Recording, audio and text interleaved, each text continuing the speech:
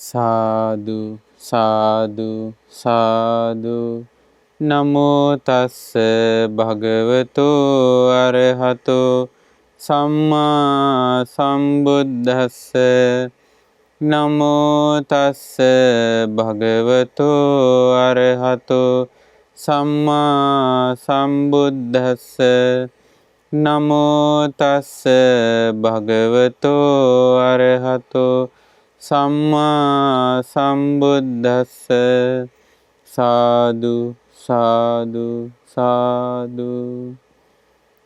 ප්‍රඥාවෙන් අග්‍රේස්වර වූ සතර පටිසම්භිදාලාභී ෂඩ් අභිඥාලාභී නාගසේන මහරහතන් වහන්සේට අපගේ නමස්කාරය වේවා. සාදු සාදු සාදු. අපගේ ගුරු දේවෝත්තම පින්වත් ලොකු ස්වාමීන් වහන්සේට අපගේ නමස්කාරය වේවා. සාදු සාදු සාදු. ශ්‍රද්ධාවන්ත පින්වත්නි, අද දවසේ මගඵල ලබන මග කියන සදහම් දේශනා මාලාවේ අද දවසේ දේශනාව සඳහා දායකත්වයේ දරන්නේ 2021 8/7 වන දින උපන් දිනයේ සමරන ප්‍රංශයේ පදිංචි කොග්ගල ගමගේ රේණුකා චතුරාංගනී බිරිඳට සෙත් පැතීම පිණිස ප්‍රංශයේ පදිංචි කොග්ගල ගමගේ තනුක ස්වාමි පුරුෂයා විසින් තමයි අද දවසේ විකාශන දායකත්වයේ දරන්නේ. පින්වත්නි, අපි මේ මගඵල ලබන මග කියන සදහම් දේශනා මාලාවේදී විශේෂයෙන්ම මිලිඳු රාජ ප්‍රශ්නයේ එන උපමා කතා ඇසුරින් මේ නිවන් මඟ පුරුදු කරන බුදුරජාණන් වහන්සේගේ ශ්‍රාවකයෙක් තුළ ඇති කරගත යුතු ගුණධර්ම ගැන තමයි කතා බහ කරන්නේ. විශේෂයෙන් පසුගිය වැඩසටහන් වලදී ගද්‍රබ වර්ගයේ එන බූරුවාගෙන් ගත යුතු අංගයක් ගැනත්, ඒ වගේම කුකුලාගෙන් ගත යුතු අංග 5න් 2ක් ගැනත් අපි පසුගිය වැඩසටහන් වලදී එක අංගයක් ගැනත් අපි පසුගිය වැඩසටහනදී කතා බහ කළා. එතකොට අපි බලාපොරොත්තු වෙනවා අද දවසේ තවදුරටත් මේ කුකුලාගෙන් ගත යුතු අංග පිළිබඳව කතා බහ කරන්න. නාගසේන මහරහතන් වහන්සේගෙන් මිලිඳු රජුව අසා සිටිනවා, ස්වාමීනි, දැන් මේ කුකුලාගෙන් ගත යුතු 5 අංගේ මොනවද කියලා. ඔන්න පළවෙනි අංගේ පැහැදිලි කරලා දුන්නා. අපි පසුගිය වැඩසටහනේදී කතා බහ කළා. ඊළඟට නාගසේන මහරහතන් වහන්සේ වදාරනවා, තවද මහරජාණෙනි, කුකුලා වේලාව නොරදවා නියම කාලයට නැගිටිනවා කියනවා. දැන් අපි වුණත් පුරුදු වෙලා තියෙන ගොඩක් දුරට උදෑසනින්ම අපිට ඇහෙන්නේ කුකුලා හඬලන ශබ්දය. ඒ කුකුලා වේලාවට උදෑසනින්ම නැගිටිනවා කියනවා. ආන් ඒ වගේ මහරජාණෙනි, පිළිවෙතේ යෙදෙන භික්ෂුව විසින් වේලාව නොරදවා නිසි කලට අවදිව සෑමිදුල හැමද වළඳන පරිභෝග කරන පෑන් ගෙනවිත් තබා ශරීරයේ පිළිදැගුම් කොට චෛත්‍ය වන්දනා කොට නැවත ශුන්‍යාගාරයට පිවිසිය යුතුය. මහරජාණෙනි, කුකුලාගේ මේ දෙවන අංගය ගත යුත්තේය. එතකොට අපි පසුගිය වැඩසටහනේ පළවෙනි අංගයේ විදිහටත් ගත්තා. මේ විදිහටම පිළිවෙතේ දෙන භික්ෂුව මොකද කරන්නේ? වෙලාවට සෑමිදුල හමුදලා ඊළඟට වළඳන පරිභෝග කරන පෑන් තියලා ඊට පස්සේ ශරීරයේ පිළිදැගුම් කරලා ශරීරය පිරිසුදු කරගෙන පෑන් පහසු වෙලා ඊළඟට චෛත්‍ය වැඳලා වැඩිමහල් භික්ෂූන් මුණ ගැහිලා ඊට පස්සේ ශුන්‍යාගාරයට පිවිසෙන්න ඕන. එතකොට ඒ වගේම තමයි මේ සවස් කාලයේ කළ යුතු වැඩපිළිවෙල තමයි කතා බහ කළේ. ඒ වගේ තමයි හිමිදිරි උදෑසනින්ම අවදි වෙලා නිසි වෙලාවට අවදි වෙලා අර විදිහටම උදෑසනින්ම කරන්න ඕනේ. සෑමිදුල අමදන්න ඕනේ. බලන්න, ශාස්ත්‍රඥ වහන්සේට කරන උපස්ථානය තමයි ඉස්ලාමි කරන්නේ. ඊට පස්සේ මොකද කරන්නේ? වළඳන පරිභෝග කරන පෑන් සංඝයාට අවශ්‍ය වත්පිළිවෙත් ටික කරන්න ඕනේ. ඊට පස්සේ තමයි තමන් පෑන් පහසු වෙලා ශරීරය පිරිසිදු කරගෙන ඊට පස්සේ ආයෙ යන්න ඕනේ චෛත්‍යයට වන්දනා කරන්න. ශාස්ත්‍රඥ වහන්සේට වන්දනා කරන්න ගිහිල්ලා ඊට පස්සේ තමයි ඔන්න ශුන්‍යාගාරයට පිවිසිලා තමන්ගේ ධර්ම මාර්ගයේ දියුණු කරන්න බණ භාවනාවන් පුරුදු කරගන්න ඕන. එතකොට බලන්න පිටුනදී එහෙනම් මේ භික්ෂුවක් කියන්නේ හිරු මේ නැගෙන තෙක් නිදා ගන්න කෙනෙක් නෙවෙයි. අල්ප වූ නිින්දක් තියෙන කෙනෙක්. අපි පසුගිය වැඩසටහනේදීත් කතා කළා මේ අල්ප වූ නින්දක් ලබන ලෝකේ 5 දෙනෙක් ඉන්නවා. එක්කෙනෙක් තමයි ආර්ය සත්‍ය අවබෝධ කරන්න ඕනෑ කියලා මේ නිවන් මඟ පුරුදු කරන භික්ෂුව සුළු වෙලාවක් කියන නිදා ගන්න. එතකොට මේ නිදා ගන්නකොට දැන් සාමාන්‍ය කෙනා නම් ඇඳට ගිහිල්ලා සාමාන්‍යයෙන් ඔහෙ නිදා ගන්නවා. හැබැයි භික්ෂුව එහෙම නිදාගන්නේ. ඒක බුද්ධ දේශනාවල පැහැදිලි කරන පින්වතුනි මෙන්න මේ විදිහට. යම් භික්ෂුවන් නිදා ගන්නකොට දකුණු පාදයෙන් වම් පාදයේ මදක් ඇලට තබා සිහියෙන් යුතුව තාම සිහි කල්පනාවෙන් යුක්තව තමයි නිදා ගැනීමත් කරන්නේ. කොහොමද? දකුණු පාදයෙන් වම් පාදයේ මදක් ඇලට තබා සිහියෙන් යුතුව නුවණින් යුතුව නැගිටිමී යන සංඥාව මෙනෙහි කොට උට්ටාන සංඥාවෙන් යුතුව මම මෙන්න මේ වෙලාවට නැගිටින්න ඕන. හොඳට හොයලා බලන්න හිතට අපි පුරුදු කරලා තිබ්බොත් එහෙම හැමදාම පාන්දර 4ට නැගිටින්න ඒ 4ට හරියටම අවදි වෙනවා. ඒක හිත කියන්නේ එහෙම එකක්. හිත කියන්නේ හේතු නිසා සකස් වෙන එකක්. යමක් හිතට නැවත නැවත පුරුදු කරනවද හිත ඊට හුරු වෙනවා. එතකොට ඒ වගේ යම් කෙනෙක් හොඳට හැමදාම උදෑසන කාලේ මම මේ වෙලාවට අවදි වෙනවා කියලා අදිස්ථාන කරලා නිදාගත්තොත් එහෙම එයා ඒ වෙලාවට අවදි වෙනවා. එතකොට බලන්න භික්ෂුව මොකද කරන්නේ? හොඳ සිහිනුවණින් යුතුව, සීකල්පනාවෙන් යුතුව මෙන්න මේ වෙලාවට නැගිටිනවා කියන සංඥාවෙන් යුතුව දකුණු පසින් ඇලව සිංහ සෙයියාවෙන් සැතපෙන්න ඕන කියනවා. එතකන දකුණු ඇලයෙන් තමයි ඒ කියන්නේ දකුණු අතේ යටට තියෙන විදිහට තමයි භික්ෂුවක් නිදා ගන්න ඕන. එතකොට මේ විදිහට ඊළඟට බුදුරජාණන් වදාන්නේ ඒ විදිහට නිදා ගන්න භික්ෂුව අවදි වූ සැනින් වහා නැගිටිය යුත්තේ කියන. එතකොට නිද්ද සුඛය, පස්ස සුඛය, මිද්ද සුඛය, ඒ කියන්නේ නිදා ගැනීමේ සැපය, ස්පර්ශ සැපය, ඊළඟට අලස භවයේ තියෙන සැපය නැවත නැවත එදෙමින් වාසය කරන්න හොඳ නැහැ කියනවා. එතකොට භික්ෂුවක් යම් වෙලාවකට අවදි වෙනවා කියලා අදිෂ්ඨාන කරගන්නවද? ඒ වෙලාවට නිදාගෙන අපි හිතමු පාන්දර 4ට නැගිටිනවා කියලා 4ට නැගිටිනවා නම් අවදි වෙච්ච වහාම ඇඳෙන් නැගිටින්න ඕනේ. සාමාන්‍ය ලෝකේ කරන්නේ ඒ පැත්තට මේ පැත්තට පෙරලි තව විනාඩි 5ක් ඉන්නවා. තව විනාඩි 10ක් ඉන්නවා කියලා සාමාන්‍යයෙන් ඉන්නවා. එතකොට බලන්න පිළිවෙතේ යෙදෙන භික්ෂුවට ඒක සුදුසු නැහැ. ඒ භික්ෂුව වහා අවදි වෙන්න ඕනේ. ඊට පස්සේ තමයි මේ ත්‍රිවිධ රත්නයේ උදෙසා උපස්ථාන කටයුතු කරන්න ඕනේ. කොච්චර ලස්සනද බලන්න මේ භික්ෂුවකගේ ජීවිතේ ගතවන හැම මොහොතකම දහමට දිවිපුදා වාසය කරනවා. හරි ලස්සනයි පින්වන්දි බුද්ධ කාලේ ඒ හිටපු මහරහතන් වහන්සේලාගේ ජීවිත, ඒ මාර්ගඵලලාභී ශ්‍රාවකයන්ගේ ජීවිත පුදුම සහගතයි. සාමාන්‍ය මිනිස්සු විදිහට මේ ලෝකේ උපත ලැබුවත් උන්වහන්සේලාගේ ජීවන රටාව, සිතුම් පැතුම්, ප්‍රාර්ථනා කරපු දේවල්, අරමුණු, කතා බහ කරපු දේවල් සාමාන්‍ය ලෝකයට අපිට සසඳන්න බෑ. ඒවා අසාමාන්‍යයි. ඉතින් ඒ නිසා පින්වත්නි එවැනි උතුම් මිනිසුන් ගැන අහන්න ලැබීම පවා මහා වාසනාවක්. එතකොට නාගසේන මහරහතන් වහන්සේ ඊළඟට කුකුලාගෙන් ගත යුතු අංගයේ විදිහට තුන්වෙනි අංගයේ විදිහට මේ විදිහට වදාරනවා. තවද මහරජාණෙනි කුකුලා පොළව සාරා අනුභව කළ යුතු ගොදුරු ගිලි. අපි දැකලා තියෙන කැලිකසල ගොඩවල් වලට කොළ තියෙන තැන් වලට ගිහිල්ලා මේ පොළව සාර තමයි මේ කුකුලා ගොදුරු සොයන්නේ, ගොදුරු ගිලින්නේ. එසේම මහරජාණෙනි පිළිවෙතේ යෙදෙන භික්ෂුව විසිනුත් නුවණින් විමසා අනුභව කළ යුතු දානීය වැළඳිය යුත්තේය. එතකොට කුකුලා මේ පොළව සාර ගොදුර ගන්නවා වගේ භික්ෂුව සෑම බත් පිටක් ගානෙම නුවණින් විමසා ගන්න ඕන කියන. ඒ ආහාරය ගන්න ඕන නුවණින් විමසා සිහි මුලා වෙලා රස තෘෂ්ණාවේ බැසගෙන රස තෘෂ්ණාවට ගිජු වෙලා ආහාර ගන්න එපා කියනවා. එතකොට මේ නාගසේන මහරහතන් වහන්සේ බුදුරජාණන් වහන්සේ ආහාර ප්‍රත්‍යක්ෂාව කරන විදිහ මෙතන දේශනා කරලා තියෙනවා.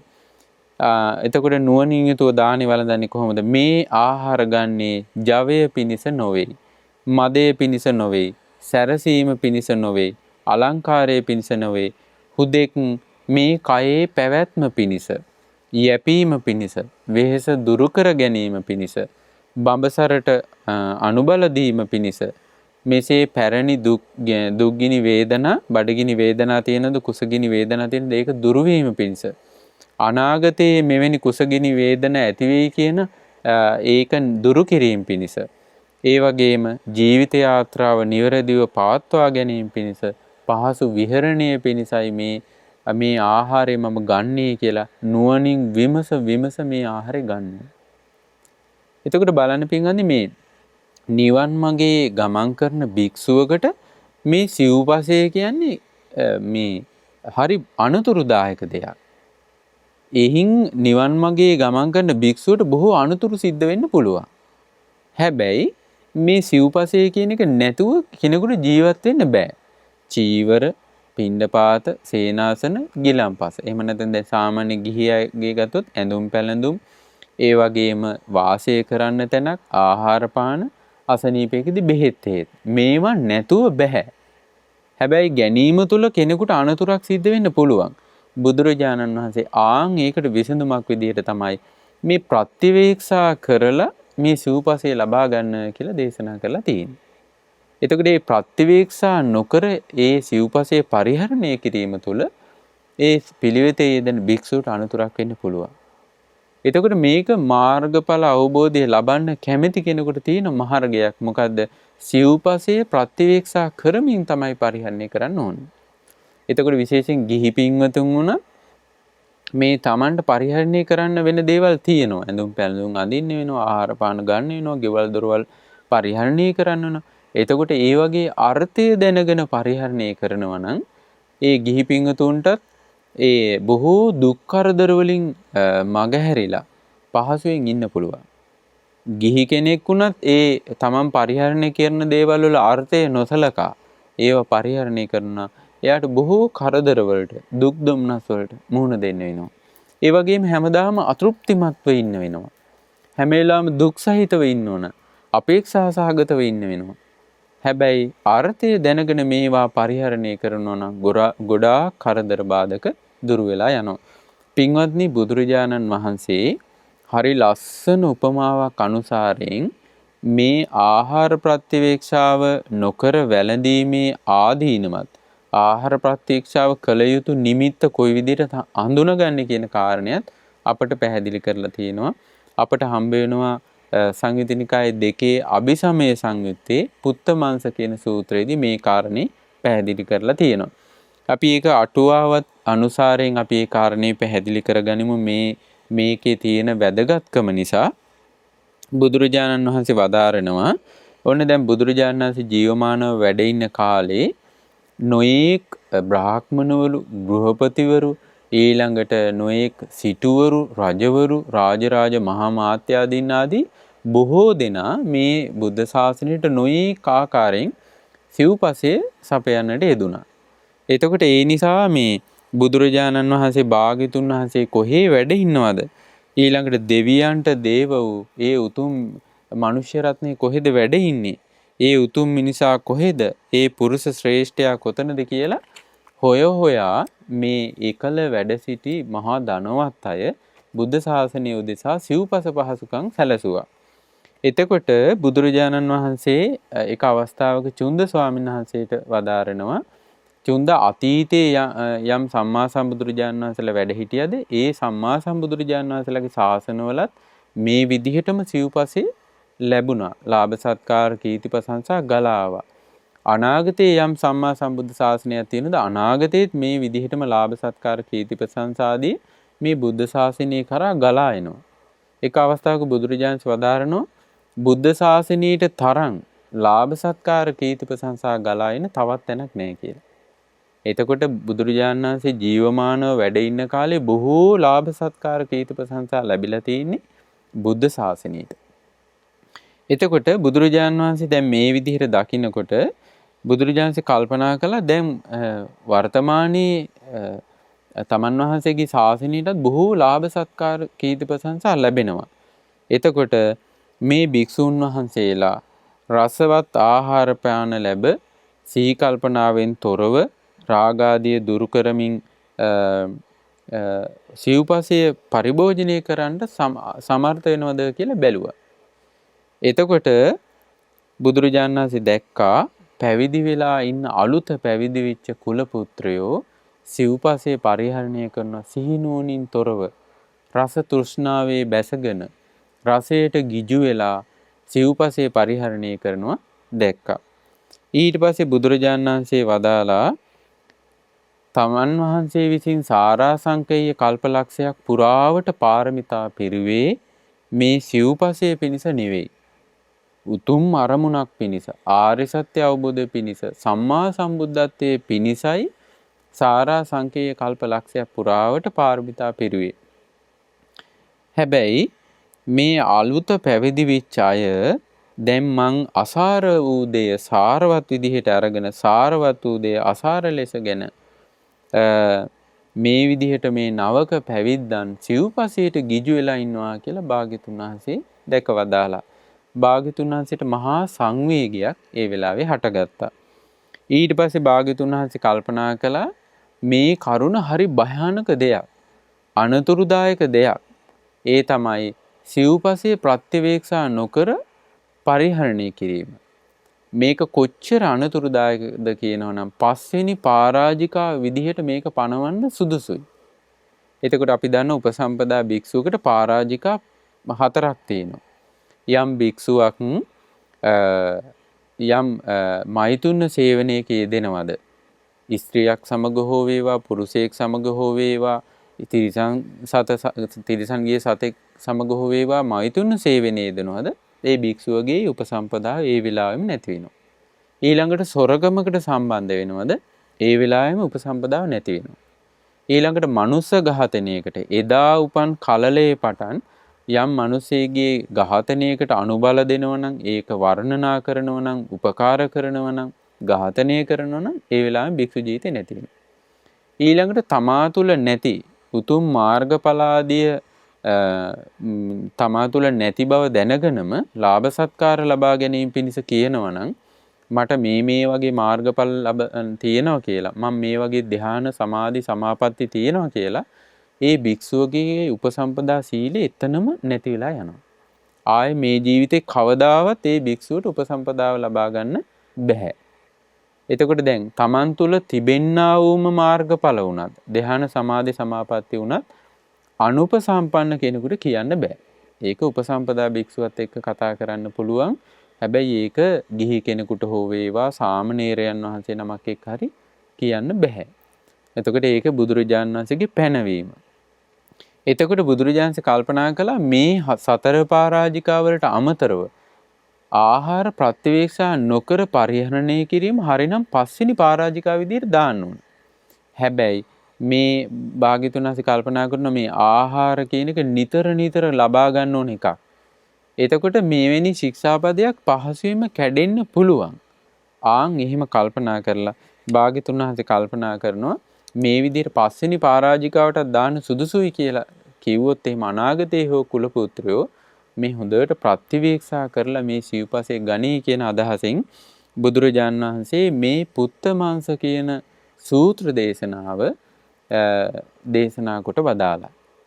එතකොට පින්වත්නි හරි ලස්සනයි මේ දේශනාවේ අපි අර්ථය ඉස්මතු කරගත්තොත් එහෙම හරි බය හිතෙනවා. මේ ආහාරයට ගිජු වෙලා සිහි මුලා වෙලා ආහාර ගැනීමේ ආදීනව බුදුරජාණන් වහන්සේ ලස්සන උපමාවක් අනුසාරයෙන් අපට පැහැදිලි කරලා දෙනවා. බුදුරජාණන් වහන්සේ වදාරනවා ඔන්න ස්වාමියාත් බිරිඳත් නිරුදක අල්ප භක්ෂ කාන්තාරයකට පැමිණෙනවා. මේ කාන්තාරයේ යොදුන් 100ක් විතර විශාල දිග කාන්තාරයක්. එතකොට මේ කාන්තාරේ නිරුදක කියන්නේ බොන්න වතුර නැහැ. ඊළඟට අල්ප භක්ෂ කියන්නේ ආහාර පාන කන්න බොන්න දේවල් ඒ කාන්තාරේ නැහැ. එතකොට යොදුන් 100ක් කියන්නේ කිලෝමීටර් 1000ක් විතර දිග කාන්තාරයක්. එතකොට මේ ස්වාමියායි බිරිඳයි පුංචි පුතෙක් ඉන්නවා. මේ පුතයි 3 දෙනා ඔන්න මේ කාන්තාරේ Tamanට අවශ්‍ය ආහාර පාන මේ සියලු දේවල් අරගෙන කාන්තාරයෙන් තරණය කරන්න පිටත් වෙනවා.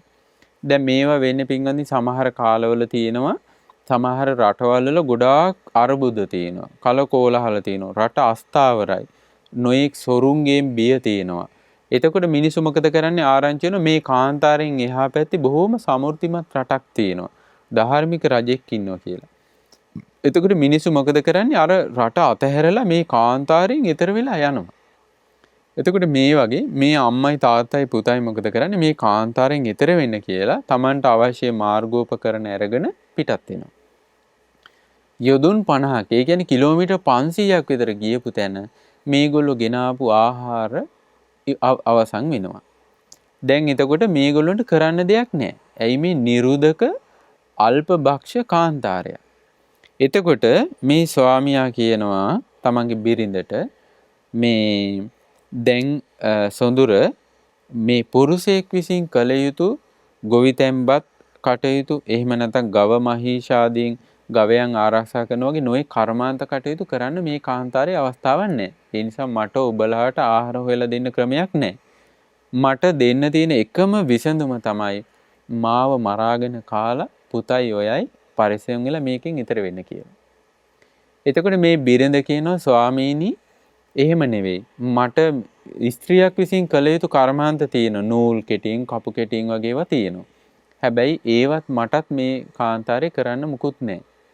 ඒ නිසා හොඳම වැඩේ තමයි මාව මරාගෙන කාලා පුතයි ඔයයි මේ කාන්තාරේ ඉතුරු ටික පහසෙන් ගමන් කරන්න කියලා. පින්වත්නි මේක කොච්චර ප්‍රායෝගිකද? දැන් අපි හිතමු වැලි කාන්තාරයක ඉන්නකොට කිසිම ආහාරයක් නැහැ. මේ මිනිසයන් 3 දෙනා විතරයි ඉන්නේ. ඒගොල්ලන්ට අකමැත්තෙන් හරි මේ විකල්පයට යන්න වෙනවා. ඊට පස්සේ එහෙනම් මේ පුරුෂයා කියනවා එහෙනම් අපි මෙහෙම කරමු. අපි දෙදෙනා දැන් යම් විදිහකට ඔබ මරණයටපත් වුණොත් මේ දරුවත් මැරුණා වෙනවා. ඇයි මේ දරුවාට පෝෂණය ලබන්න නැහැ. ඒ නිසා අපි දෙන්න මේ දරුවා මරාගෙන කමු. වෙන විකල්පයක් නිසා 3 දෙනාම මැරෙනවට වඩා මේ දරුවා මරාගෙන කාලා අපි ඊට පස්සේ මේ කාන්තාරයෙන් එතරට ගිහිල්ලා අපි අලුතෙන් දරුවෝ හදමු කියලා දෙන්න ඔන්න කතා වෙනවා.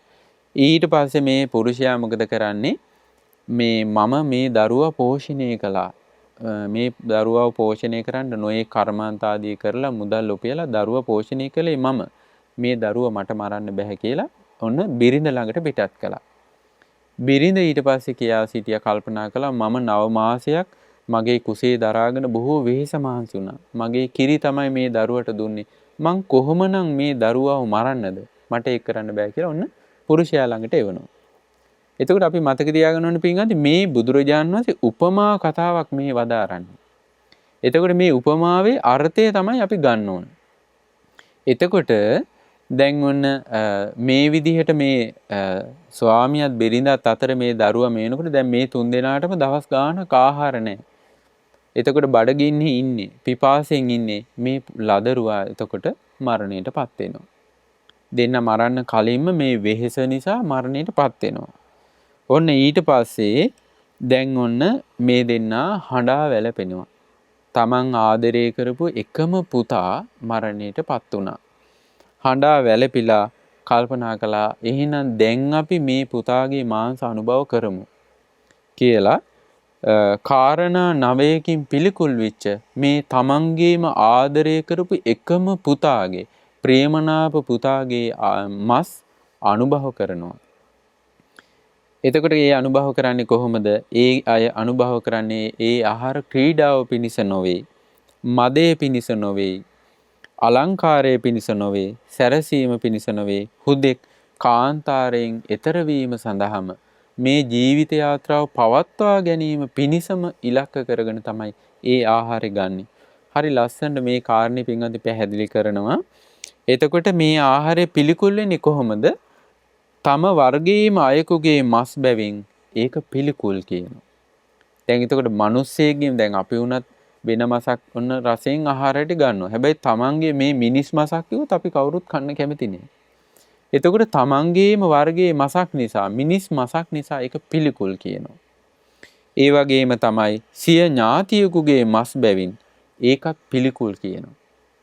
මොකද දැන් අපි නන්නා දුන්නන කෙනෙක් නම් ඒත් කමන්නේ. තමන්ගේම ඥාතියෙක් නිසා ඒ කරුණිනුත් ඒ මාංශය පිළිකුල් කියනවා. ඒ විතරක් නෙවෙයි තමන් ආදරය කරපු එකම පුතා ඒ පුතාගේ මාංශය නිසා ඒ කරුණිනුත් මේ මාංශය පිළිකුල් කියනවා. ඒ වගේම ලදරු බැවින් මේ පුංචි දරුවෙක් මේ බොහොම සිඟිති දරුවෙක්ගේ මාංශය කියලා හිතනකොට ඒක පිළිකුල් කියනවා. ඒ වගේම තමයි අමු මස්. දැන් මේගොල්ලොන්ට මේක මේ පිසලා එහෙම කනවා නෙවෙයි. අමුයි මේ මස කන්නේ. ඒ කරුණිනුත් මේක මේ මස පිළිකුල් කියනවා. ඊට පස්සේ නොකා යුතු මසක්. මේ මිනිස් මස කියන්නේ කන්න සුදුසු මසක් නෙවෙයි. සාමාන්‍ය ජනයා ආහාරයට ගන්න එකක් නෙවෙයි. ඒ කරුණිනුත් මේ මස පිළිකුල් සහගතයි කියනවා. ඊළඟට ලුණු නැති මසක් බැවින් මේකට ලුණු මිරිස් දාලා රසවත් කරලා නේ අපිට දැන් මේ මස රසයි වගේ තේරෙන්නේ ඒ වගේ අපි 3-5 ආදිය දාලා ඒක රසවත් කරලා ගන්නවා. ඒ කිසිවක් නැතිව තමයි මේ දෙමව්පිය මේ ආහාරය ගන්න. ඊළඟට නොපිසූ මසක් බැවින් ඒත් පිළිකුල් කියනවා. උයපු නැති නිසා ඒ නිසාත් පිළිකුල් කියනවා. මේ විදියට නව ආකාරයෙන් පිළිකුල් වෙච්ච මසක් තමයි මේ දෙමව්පියෝ දෙන්න ආහාරයට ගන්නේ. ඒක විරාගී සිතින් යුතුව, ගිජු නොවුණු සිතින් යුතුව, ආසාවකින් තොරව හුදෙක් ජීවිත යාත්‍රාව පවත්වා ගන්න විතරක් මේ පහසුවෙන් කාන්තාරයෙන් ඈතර වීම පිණිස විතරක් මේ ආහාරය ගන්නවා කියනවා. එතකොට මේ ඔහු ඒ දරුවගේ ඇටනහර සම්මාදිය ආශ්‍රිත අපද්‍රව්‍ය බැහැර කරලා තර වූ දැඩි හොඳ මස්ම තෝරාගෙන අනුභව කරන්නේ නැහැ කියනවා. දැන් මේ දරුවගේ මස් අරගෙන මේවා අයින් කරන්න ඕනේ, හොඳ ටික විතරක් ගන්න ඕනේ කියලා එහෙම අනුභව කරන්නේ. අතට හවු වෙන්නේ මොකද්ද? ඒක ආහාරයට ගන්න කියලා. ඒක අපේක්ෂාවයි තියෙන්නේ. කුසගිනි වේදනා දුරු කරගන්න, ජීවිතේ පවත්වා ගන්නවා කියන අදහස විතරයි. ඊළඟට ඒ මදින් මද ඒ දිනට යැපීම් පමණටම ආහාර අනුභව කරනවා කියන. දැන් අපි සාමාන්‍ය ඒ වගේ මාස් එහෙම හම්බුනා හොද්දට බඩකට පිරෙන්න වළඳනවා. එහෙම නෙවෙයි. එදා දවසට බඩගින්න වේදනා යම් පමණකට දුරු කරගන්නද ඒ පමණට විතරයි ගන්න. ඊළඟට ඔවුනොවුන් කෙරෙහි මසුරු ලෝභ සිතින් නොම අනුභව කළහ. දැන් අපි දෙන්නේ රසවත් මසක් හම්බ වෙලා අනුභව කරනකොට අරයා වැඩිපුර ගන්න. අන්න අරයා තමයි ලොකු කෑල්ල ගත්තේ. හොඳ මස් තියෙන කෑල්ල එයා තමයි ගත්තේ. මට ඇට ටික හම්බුනේ. අපිට එහෙම මසුරු සිතක් පහළ වෙන්න පුළුවන්. හැබැයි මේ දෙන්න අතර එවැනි අදහසක් පහළ වෙන්නේ. ඊළඟට දුරු මසුරු මල ඇතිව පිරිසුදු සිතින් මේක අනුභව කරනවා. එක ඉලක්කයයි තියෙන්නේ. පිරිසුදු අදහසක් තියෙනවා. අනික් කිසියම් මුව මසක් හෝ මොනර මසක් හෝ එවැනි අනික් මසක් කමුයි මුලා වූ සිහියෙන් අනුභව කරන්නේ. දැන් මේක කන ගමන් අපි මීට වඩා හොඳ රසක් මේ රස මසක් හම්බුනොත් අපි එහෙම අනුභව කරමු කියලා මුලා වූ සිතින් අනුභව කරන්නේ කියනවා. ඒ වගේම මේ මාගේ ප්‍රිය වූ පුත්‍රයාගේ මාංශයයි කියලා දැනම අනුභව කරනවා කියනවා. එපමණක් නොව අනේ අපට මෙබඳු තවත් පුතෙකුගේ මාංශ කන්න ලැබේවායි කියලා ප්‍රාර්ථනා කරන්නේ කියනවා. අපි ආයෙත් පුතෙක් හදලා ඒ පුතාවත් මේ මරලා කන්න මේක හොඳයි කියලා හිතන්නේ නැහැ කියනවා. කිසිදු පැතුමක් නැතිව ආහාරයට ගන්න කියනවා. ප්‍රාර්ථනා දැන් රසයේ ගිජු කෙනා රස තෘෂ්ණාවේ බැසගත් කෙනා ආහාර ගන්නකොට පතනවා ආයෙත් කන්න ඕන. අනිත් අයත් එකතු කරගෙන කන්න ඕන. හැමදාම තියෙනවා නම් කොච්චරද මේ වගේ නොඑක් මේ රස සංචේතන පහළ වෙනවා. හැබැයි මෙතෙන්දි දෙමාපියට එවැනි සිතුවිල්ලක් පහළ වෙන්නේ නැහැ. ඊළඟට කොටසක් කාන්තාරයේදී අනුභව කරලා ඉතිරි කොටස කාන්තාරයෙන් එතර වෙලා හොඳට ලුණු මිරිස් දාලා රසට උයලා කමු කියලා දෙන්න පතන්නේ කියනවා. ඊට පස්සේ කාන්තාරයේ අවසන් වූ කෙනෙහිම නුවර මහජනයා දකී කියලා ඉතිරි මස් ටික මොකද කරන්නේ? වලලලා දානවා කියනවා. නැත්තම් ගින්නට දමනවා කියනවා. වෙන අන් කිසිවෙක් අපමෙන් තම පුතුගේ මස් කන්නට නොලැබේවා කියලා හිතලා කියනවා. ඒක කරන්නේ. එතකොට තමාගෙන මාන්නයකින් හෝ ආඩම්බරයකින් ඒක දක්වන්නේ අපි ඔන්න අපේ පුතාගේ මස් කාලාවේ කියලා අපි ඒකට මාන්නයක් ගන්නෑ. ආඩම්බරයක් ගන්න. දැන් සාමාන්‍ය කෙනා රසවත් කෑමක් කාපුවම මොකද වෙන්නේ? හැමෝටම කියනවා ඔයාලා දන්නවද? අපි අසවල් රෙස්ටුරන්ට් එකට ගිහිල්ලා මෙහෙම කෑවා හරි රසවත්, හරිම ෂෝක් ටිකක් ගණන්නම් තමයි. ඒ වගේ අපි ආඩම්බර වෙනවා. මාන්නයටපත් වෙනවා. හැබැයි මේ කාන්තාර ගමනක යන තමන්ගේම ආදරණීය පුතාගේ මාංශ අනුභව කරන දෙමව්පියෝ කවදාවත් ඒකට ආඩම්බර වෙන්නේ නැහැ. මාන්නයට ගන්න. බලන්න බුදුරජාණන් වහන්සේ මේ ශ්‍රාවක භික්ෂුවට ආහාරයේ ගද්දි කොච්චර පරිස්සමෙන් සිහි කල්පනාව මෙහෙවන්න ඕනද කියලා මේ උපමාවක් අනුසාරයෙන් පැහැදිලි කරලා දෙන විදිය. ඊට පස්සේ බුදුරජාණන් වදාන ඒ විදිහට නිහතමානීව නිර්හංකාරව ඒක අනුභව කළ යුතුයි. මේකේ ලුණු නැහැ, ඇඹුල් නැහැ, නොපිසු දුගඳ හමද ආහාරයක් මේකෙන් කවර වැඩක්ද කියලා ඒක පිළිකුල් කර කර ගන්න නැහැ කියනවා. පිළිකුල දුරින්ම දුරු කරලා ඒ ආහාරය ගන්න කියනවා. එතකොට මේ මගේ භාගය, මේ ඔබේ භාගය කිය අපි මාස් කොටස් වෙන් කරගන්නේ. දැන් වටින දෙයක් තිබ්බම එහෙමනේ. අපි මොකද කරන්නේ? අපිට නැති වෙයි කියලා අපි කොටස වෙන් කරගන්න. මෙතෙන්දි එහෙම කරන්නේ නැහැ කියනවා. මේ මගේ පුතා යනුවෙන් ඔවුනොවුන්ට අවමන් කරමින් අනුභව කරන්නේ නැහැ කියනවා. සමගි සමාදානෙන් යුතුවම එම මාස් අනුභව කරනවා කියනවා. එතකොට ඒ විදිහට මේ බුදුරජාණන් වහන්සේ වදාන මේ විදිහට තමයි ආහාර ගනිද්දී අඹුසමියන් යුවල පිළිකුල්ලු පුතුගේ මාංශයෙන්ම අනුභව කරන්නේ යම් විදිහකටද රසයේ ඇලි ගැලි ගිජු නොවි චන්දරාගයේ දුරු කරන අදහසින්ම ඒ ආහාරය ගන්න ඕන කියනවා. එතකොට මේ ඒ මාංශය ගනිද්දි හරි පරිස්සම් වෙලා ශාරීරියේ අර සාරිපුත්ත මහරහතන් වහන්සේ වදාරපු විදිහට 4-5 පිටකට ඉඩ තියෙන විදිහට යන්තම් කුස පිරෙන්න විතරක් ආහාරයට ගන්න කියනවා. එතකොට භික්ෂුවක් මේ නිවන් මඟ ගමන් කරන භික්ෂුවක්, පිළිවෙතේ යෙදෙන භික්ෂුවක්, මාර්ගඵල අවබෝධයට කැමැති භික්ෂුවක්, ජීවිත අවබෝධයට කැමැති කෙනෙක් මේ විදිහට තමයි ආහාර ගන්න ඕනේ. එතකොට ප්‍රතිවේක්ෂා කරලා නැවතත් අපට මේවා ලැබේවා, හෙටත් අපට මේවා ලැබේවා, හැමදාම ලැබෙනවා නම් කොච්චරයිද? ඊයේ වගේ නෙවෙයි අද නම් ලැබිච්ච භෝජනේ එච්චර හොඳ නැහැ. හෙට නම් හොඳට ලැබේ. මෙවැනි සංකල්පනා එනවා නම් ඒව ඔක්කොම ඒ ප්‍රතිවේක්ෂා නොකර ආහාර ගැනීමේ අරුබුදේ නිසා වෙන්නේ. එතකොට බුදුරජාණන් වහන්සේ හරි ලස්සනට මේ උපමාවක් අනුසාරයෙන් මේ කාරණේ අපට පැහැදිලි කරලා දෙනවා. ඉතින් ඒ නිසා පින්වත්නි නාගසේන මහරහතන් වහන්සේ වදාරනවා හරියට කුකුලෙක් මේ කොළ ගොඩවල් පහුරු ගගා තමන්ට ගොදුර හොයලා ආහාරයට ගන්නවා වගේ භික්ෂුවත් මොකද කරන්න ඕනේ? හොඳට නුවණින් ආහාර ප්‍රතිවේක්ෂා කර කර තමයි මේක ජවය පිණිස නෙවෙයි, මදේ පිණිස නෙවෙයි, ඇඟපත සැරසීම පිණිස නෙවෙයි. ඊළඟට මේ පැරණි දුක් වේදනා දුරු කර ගැනීම පිණිස අලුතෙන් දුක් වේදනා ඇති වෙයි කියලා. ඊළඟට මේ ආහාර නොලැබීම නිසා යම් වෙහෙසක් තියෙනවද? ඒ වෙහෙස දුරු කර ගැනීම පිණිස, මේ බඹසරට අනුග්‍රහ පිණිස, මේ නිවැරදි දිවි පැවැත්ම පිණිස, මේ ජීවිත යාත්‍රාව සිදු කර ගැනීම පිණිසයි මේ ආහාරය ගන්නේ කියලා ප්‍රතිවේක්ෂා කරලා ආහාර ගන්න කියනවා.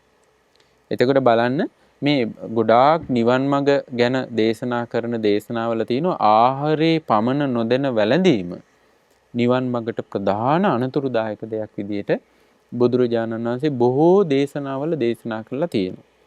බුදුරජාණන් වහන්සේ ඔය බික්කු කියන දේශනාවේදී බික්කු කියන සූත්‍රයේදී කුද්දක නිකායේ ඉතිඋත්තක පාළියේ තියෙන්නේ යම් භික්ෂුවක් ඉන්ද්‍රිය සංවර කරන්නේ නැත්නම් ආහාරේ පමණ දැන වළඳන්නේ නැත්නම් ඊළඟට නිදිවරාගෙන භාවනා කරන්නේ නැත්නම් ඒ භික්ෂුව මේ ජීවිතේම කායික දැවිලි මානසික දැවිලි සහිතව පීඩා සහිතව වාසය කරන්න කියනවා. මරණින් මත්තේ දුගතිය උපදිනවා කියනවා. යම් භික්ෂුවක් හොඳට මේ ඉන්ද්‍රිය සංවර කරනවා නම් ආහාරයේ පමණ දැන වළඳනවා නම් ඒ වගේම නිදිවරාගෙන භාවනා කරනවා නම් ඒ භික්ෂුව මේ ජීවිතේම සැපසේ වාසය කරනවා කියනවා. මරණින් මත්තේ සුගතිය උපදිලා සතුට වෙනවා කියනවා. ඉතින් ඒ නිසා මේ ආහාරයේ පමණ දැන වැළඳීම කියන්නේ හරීම වටින කාරණයක්. එතකොට නාගසේන මහරහතන් වහන්සේ හරි ලස්සනට මේ කාරණේ අපට මේ භාග්‍යවතුන් වහන්සේ වදාළ විදිහටම ප්‍රතිවේක්ෂාව සඳහන් කරලා මේ විදිහට ආහාර ගත යුතුයි කියලා දේශනා කරනවා. එතකොට බලන්න බුදුරජාණන් වහන්සේ මේ තව දේශනාවක් තියෙනවා තණ්හුප්පාද කියන සූත්‍රයේ මේකත් කුද්දක නිකායේ තියෙන්නේ. බුදුරජාණන් වහන්සේ වදාරනවා මහණෙනි තණ්හාව උපදින දේවල් 4ක් තියෙනවා. භික්ෂුවකට තණ්හාව උපදින දේවල් 4ක් තියෙනවා. ඒවා ගැන තමයි භික්ෂුවට තණ්හාව උපදිනවා නම් උපදින්නේ. මේ කාරණා 4 ඇසුරු කරගෙන භික්ෂුවට තණ්හාව උපදිනවා. බලන්න දැන් අපි කලින් කතා කළා භික්ෂුව කියන්නේ අල්ප වූත් මහත් වූත් භවභෝග සම්පත් අතහැරලා අල්ප වූත් මහත් වූත් ඥාති පිරිවර අතහැරලා ආර්ය සත්‍ය අවබෝධ කරන අදහසින් මේ නිවන් මඟට බැසගත් කෙනෙක්. එතකොට නිවන් මඟ පුරුදු කරගන්න මහන්සි ගන්න කෙනෙක්. ආන් මේ භික්ෂුවට පවා සියලු දේවල් අතහැර කාම සම්පත් අතහැරපු කෙනාට පවා මෙන්න මේ කාරණා කෙරෙහි තණ්හාව උපදින්න පුළුවන් කියනවා. පළවෙනි එක තමයි මහණෙනි සිවුරු නිසා තමයි භික්ෂුවකගේ තණ්හාව උපදිනවා නම් උපදින්නේ. එතකොට සිවුරු නිසා මේ දැන් ඔය මේ අපිට දේශනාවල හම්බ වෙන භාග්‍යතුන් වහන්සේ එක දවසක විනය පිටකේ විශේෂයෙන් හම්බ වෙනවා බුදුරජාන්සේ දකිනවා මේ සමහරට රජ කුලයෙන් නික්මිලා පැවිදි වෙලා තියෙන්නේ. සමහරට මහා ධනවත් අය. පැවිදි වුණාට පස්සේ සිවුරු හම්බුණාට පස්සේ මේ සිවුරු පොට්ටනි ගහගෙන ඔළුවේ තියාගෙන චාරිකාවේ වඩිනවා. භාග්‍යතුන් වහන්සේට හරි සංවේගයක් ඇති වුණා. ඊට පස්සේ තමයි භාග්‍යතුන් වහන්සේ මේ තුන් සිවුරෙන් යැපෙන්නේ කියලා භාග්‍යතුන් වහන්සේ අනුදැනවදාලේ. එතකොට බලන්න මේ සියලු දේවල් අතහැරපු කෙනෙකුට උනත් අවසානයේ මේ පුංචි දෙයකට හිතේ ඇල්මක් හටගන්නවා. ඒක තමයි තණ්හාවේ ස්වභාවය.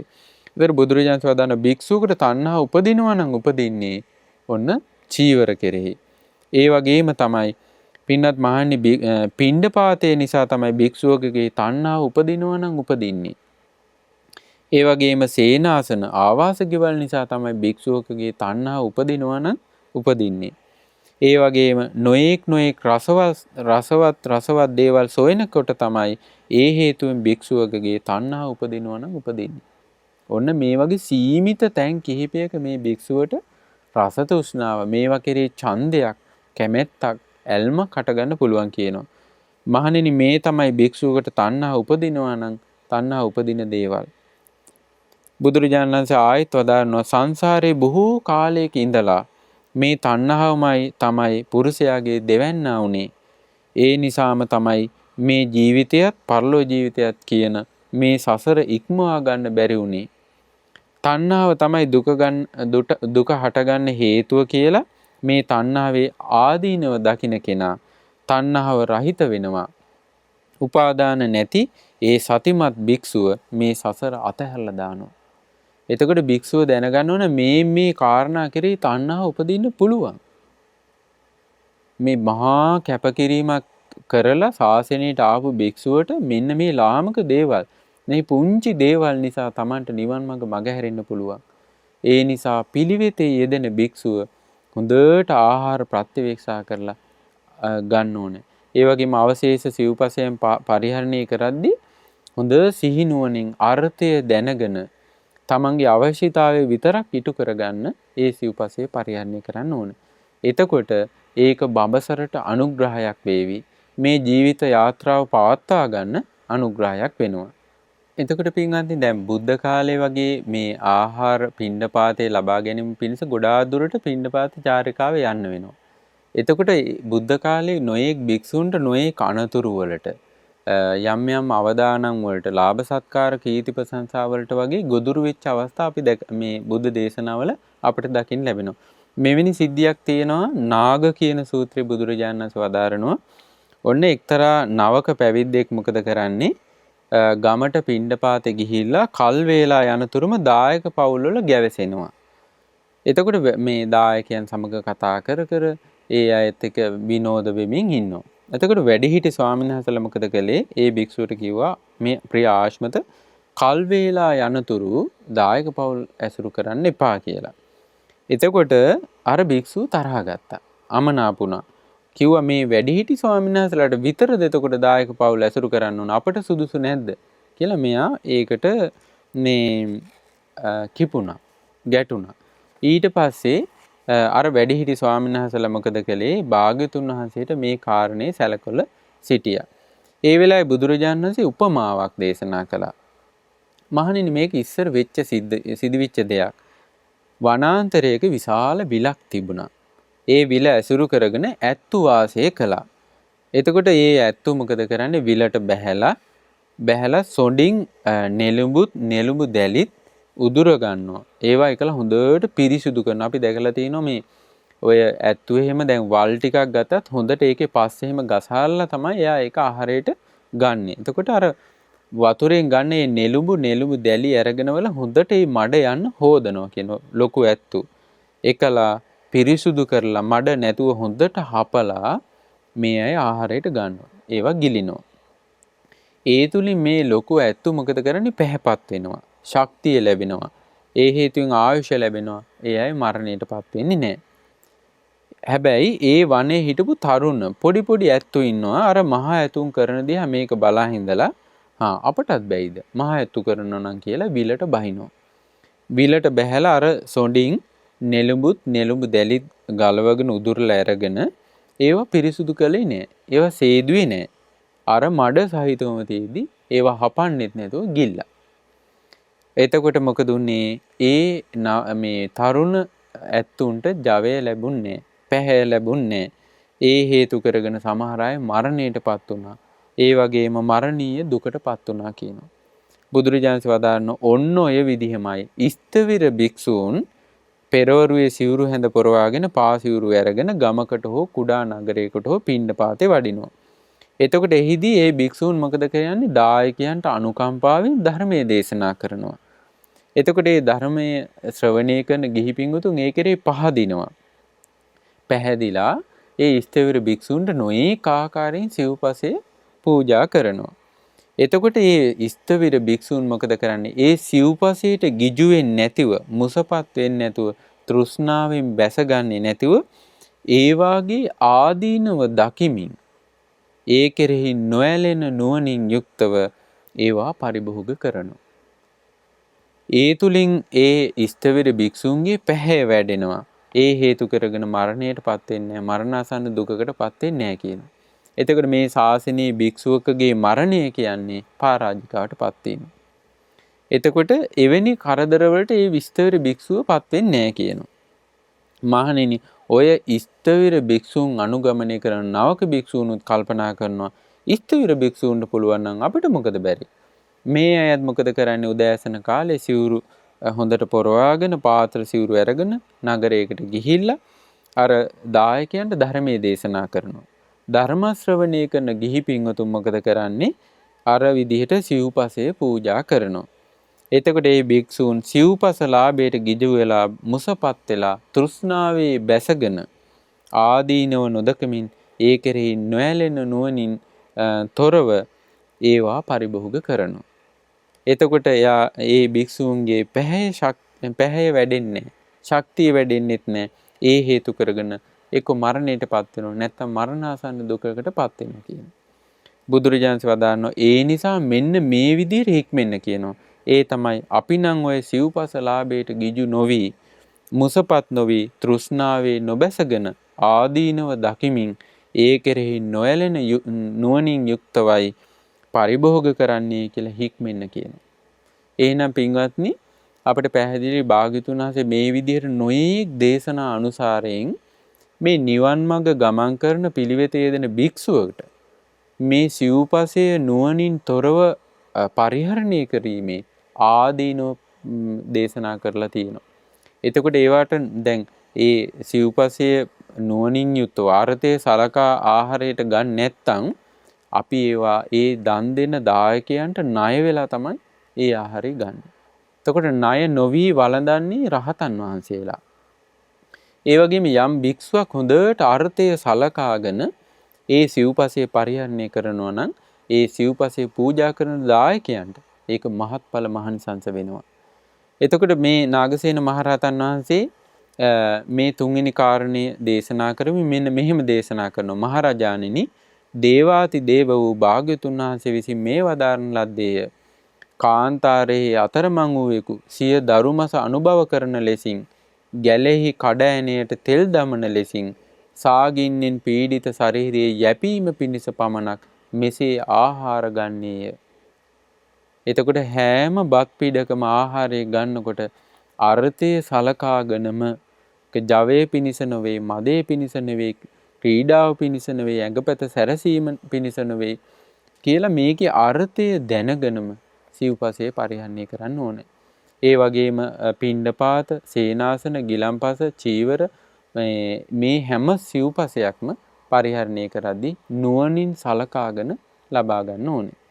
එතකොට ගිහි පින්වතුන් වුණත් Tamanට මේ පරිභෝග කරන්න තියෙන දේවල් නුවණින් සලකා පරිහරණය කිරීම තුළ තමයි ඒකේ නියම අර්ථය Tamanට ලබා ගන්න පුළුවන් වෙන්නේ. එහෙම නැත්තම් මේවාට ගිජු වෙලා මේවාට ආස කර කර සසර දුකිනුත් නිදහස් වෙන්න නම් කල්පනා කරන්න එපා. දැන් සමහර අපි ගත්ත සමහර අය ඉන්නවා ඇඳුම් වලින් කොච්චර ගත්තත් තෘප්තිමත් වෙන්නේ නැහැ. කනකර ආභරණ කොච්චර ගත්තත් තෘප්තිමත් වෙන්නේ නැහැ. ආහාර ගන්න ගියම කොච්චර රසවත් ආහාර ගත්තත් තෘප්තිමත් වෙන්නේ නැහැ.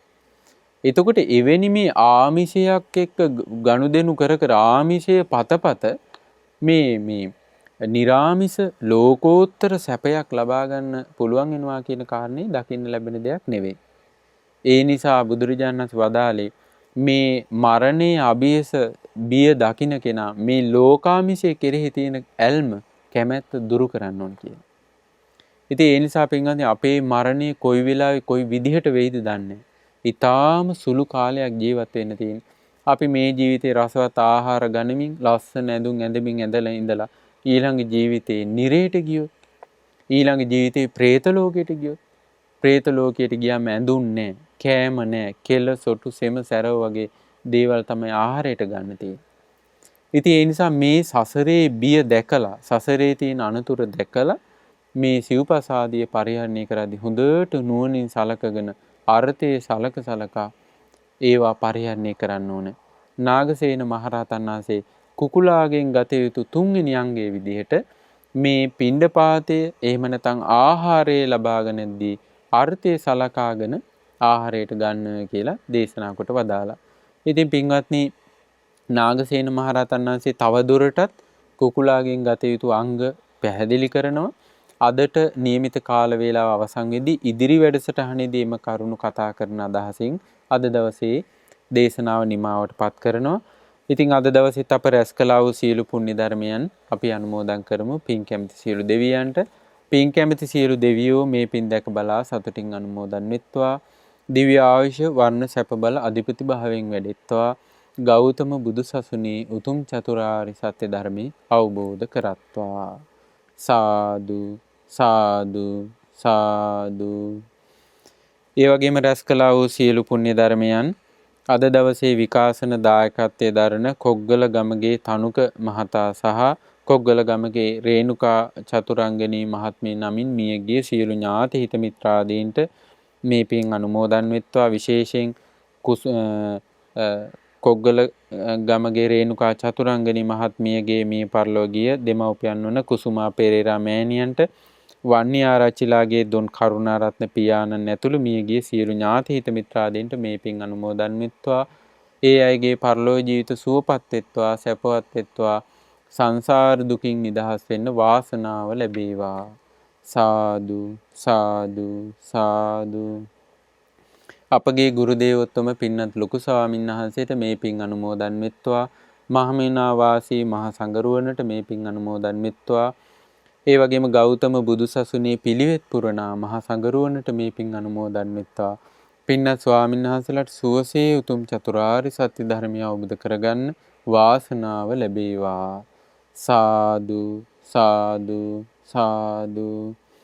ඒ වගේම රැස් කළා වූ සීල පුණ්‍ය ධර්මයන් විශේෂයෙන් 8 වෙනි මාසේ 7 වන දින උපන්දිනයේ සමරන ප්‍රංශේ පදිංචි කොග්ගල ගමගේ රේණුකා චතුරංගනී මහත්මියට මේ පින් අනුමෝදන් වෙත්වා. විශේෂයෙන් අද දවසේ මෙම දේශනාව සඳහා දායකත්වයෙන් දරන්නේ ඒ මහත්මියට පුණ්‍යානුමෝදනා කිරීම පිණිස. ඒ වගේම ඒ සඳහා දායකත්වයෙන් දරන ප්‍රංශේ පදිංචි කොග්ගල ගමගේ තනුක කියන මහත්මයාටත් මේ පින් අනුමෝදන් වෙත්වා. ඒ වගේම කොග්ගල ගමගේ ෆෙලිෂා සිංගිති දියණියටත් ඒ පින්වතුන්ගේ දෙමව්පියන්ට සහෝදර සහෝදරියන් ඇතුළු පවුලේ සියලු දෙනාට මේ පින් අනුමෝදන් වෙත්වා. සියලු දෙනාම නිදුක් වෙත්වා, නිරෝගී වෙත්වා, සුවපත් වෙත්වා, දීර්ඝායු සම්පත් ලබත්වා. ඒ සියලු දෙනාටත් ගෞතම බුදුසසුනේ උතුම් ආර්ය සත්‍ය අවබෝධ කරගෙන මේ බිහිසුණු සසර දුකින් නිදහස් වෙන්න සියලු දෙනාටම වාසනාව ලැබේවා. සාදු සාදු සාදු.